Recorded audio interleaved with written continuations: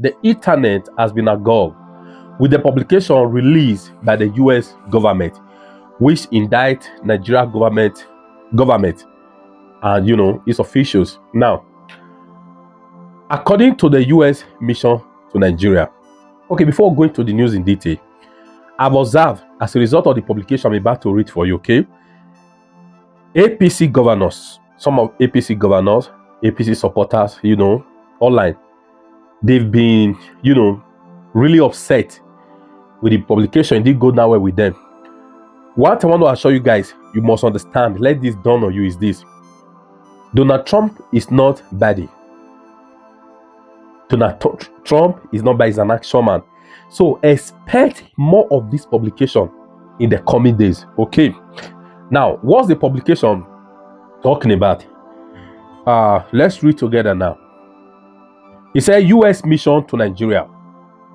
It states, while Nigerians are urged to endure economic hardship like labor pains, some governments are spurging billions on new government houses. They quoted the Africa Report reviews. This you see what they use there. While Nigerians are urged to endure economic hardship like labor pains, some governors are spurging billions on new government houses. The Africa Report reviews. They quoted another one, budget.ng. Okay, budget this for Nigeria. It says budget.ng wants that instead of funding schools, clinics, or agriculture, Nigerian leaders prioritize building they barely use. They quoted another one at C/something Nigeria. There is more money, little accountability. There's more money, little accountability. Sorry, please. Yeah, there's more money, little accountability, and no priority. Last one. Such alleged lack of fiscal irresponsibility. Such alleged lack of fiscal responsibility fuels inequality and erodes public trust. All right, now, the things we just read, are they different from the things Peter Obi have been saying? Meanwhile, let's go to in the year 2024, the Nigerian government budgeted, they spent 21 billion naira to build a house. Is it to build a bit to renovate? Okay, to build. I didn't put it here. I would have checked the details. Yeah, either to build or to renovate. 21 billion for the vice president. But guess what? Vice president didn't stay there. All right. Recently, a international conference center in Abuja that was built for less than around $20 million, 20 million rather. International conference center that is used 20 million naira to build some years ago was renovated by Wickedness Wiki with how much? 39 billion. So the things the United States government is saying, they are not different from what we are saying, synchronized.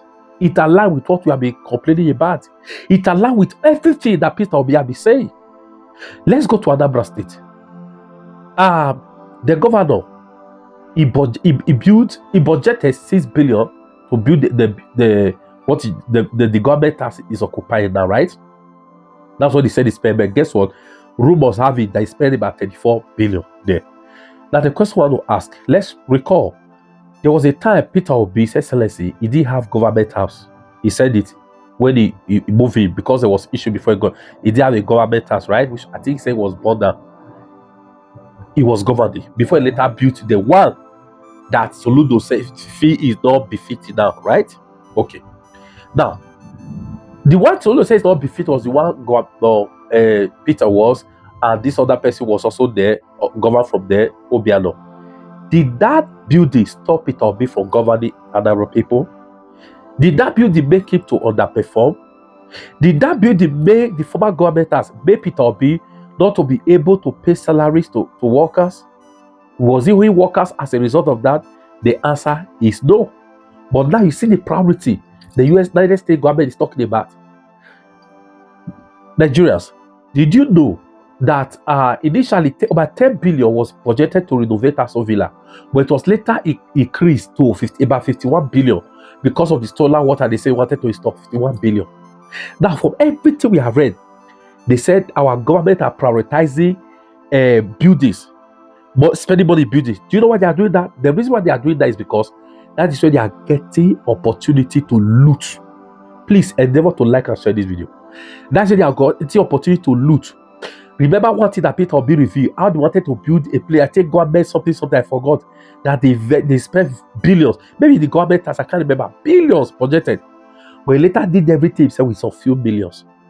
Guys, are you understanding that the United States government revealed now? They quoted Nigeria's handles, right? Organizations that reported these things. Why there's too much pain? Nigerian government urged Nigerians to please enjoy, but they are looting billions, spending billions in building because that's where they are looting from. So these things are not different from the things Peter Obi has been saying about. And this is the reason why all these career politicians, articles, all these guys, they wouldn't let Peter Obi get in there, because when he gets in there, he's going to clock all the places. He won't give them the opportunity to start looting. Are you guys understanding me? This does not in any way make sense. Make sense to all the APC, whatever, executive, voluntary people they call voluntary slaves, okay, who are upset with this. Please get ready. You're going to get more of this. More of this. Let me also add something. 2 days ago, Pablo Escobar rewarded our Super Falcons for winning with $100,000 each, and they has in Abuja. Good. I have no issue with that. I have no issue with the government rewarding hard work is good. But does that make sense that while you are encouraging, the Super Falcons, those who just play for some minutes and everything, or maybe they spend less than a month there, because of the trophy they brought, you give them $100,000, and meanwhile, policeman who now serve for 35 years is getting 2 million naira. Does that make sense?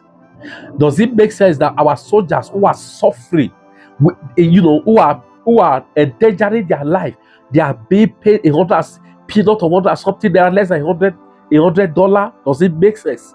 Does this make sense? I see that being politicized doesn't really make sense. So everything the United States government has revealed, they are not different from what Peter Obi has been saying. This is the more reason why every Nigerian who really want a better Nigeria, irrespective of what anybody say, irrespective of the challenges, the person who must clamor for is the person of Peter Obi, who will prioritize what Nigerians are going through, that a building and roads that they will use to loot our treasury. Please like and share this video. I will leave you with this last video of Peter Obi. I beg of you, please kindly like and please share. Thank you. The other thing we want to mention is the issue of education. Nigeria needs to invest massively on education. Investment in education is synonymous with your future. If you're not investing in education, you're finished. We need to aggressively invest in education, especially today's knowledge economy. It is critical. Nigeria today occupies an unenviable position of this country with the largest out-of-school children in Africa and second in the entire world. Out of the 57 million children that are not in school, 10.7 million reside in Nigeria. The reason why Asian countries have leapfrogged Nigeria is because of their past investment and continued investment in education. When ours is reversed is the case. We have about 60% on our education enrollment at the basic level. So we need to do something aggressively, especially now. The world have even moved where they are now talking about STEM education. It is education bordered on science, technology, engineering, and mathematics. When we haven't even started the other one, the one they left. We need to do something aggressively. By 2020, the world will have shortage of 85 million STEM skill workers. And everybody is building for that challenge. And it is important that we get involved in it as quickly as possible. By turning around our basic education, we are a knowledge economy. It's a very simple thing. The reason why we're talking about oil today is that we have not invested. He talked about India being the biggest economy. What does it? It doesn't have oil. What they have is what? Knowledge. We are talking about knowledge economy. And to show you what knowledge economy can do, we're talking about Nigeria today being the biggest GDP in Africa. South Africa, second. Two of them put together is about 700 billion naira. The market capitalization of Apple is 750 billion. Bigger than two of them put together. Google, with a market cap on Friday of 600 billion, is 150 of our GDP. Microsoft, I used to do 5 companies. Microsoft, with 515 market capitalization, is about 120-something% of our GDP. Amazon, with 430, is bigger than our GDP. Even Facebook, that started in 2004, with a market cap of 416, is bigger than GDP. Even Mark Zuckerberg's net worth of 65 million is 3 times our national budget this year. So we must invest in education, because that's where the future is going. We can no longer continue to do what we are doing now. It becomes imperative that we do the right things. Ours is not different. These things are not rocket science. This one is not oil. It's not anything. Let's invest in education. And how are we going to do it? Today we have, you can go on and on. Apple first quarter sales is 78 billion. That is twice the entire budget of all the states and federal government put together, twice it. Apple first quarter sales. Thereby we must invest in education. And how do we do it?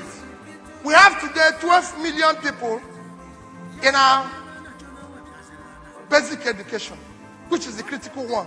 We're not talking about tertiary education. The critical component everybody is investing is the basic education. We have 12 million when there should have been 20-something million. And how do we get that? We can resolve to invest in that we are going to, by next 1 year or 2, bring in 20 million back to school. I can show you, I did it before. You can bring them back.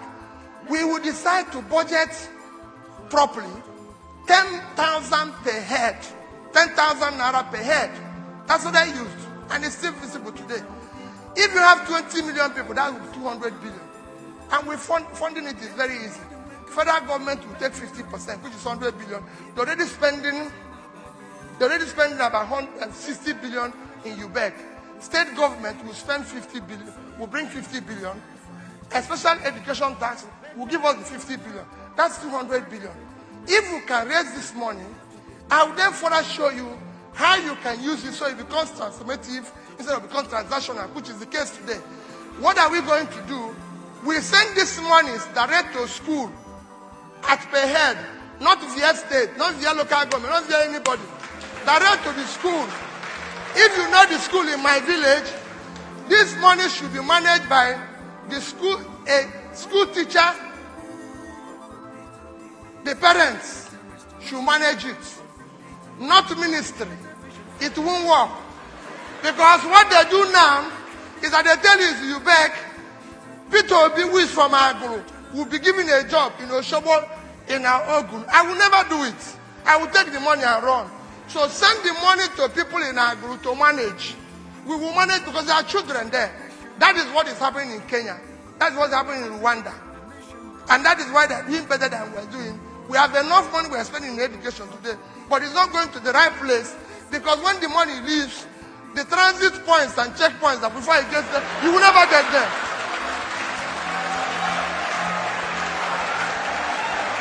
So we can do it. Talking about the children, we talked about the children, how to make it ICT compliant. It's a very easy thing. The component of NNPC money that they are refunding is about 300, the Naira component is about 316 billion.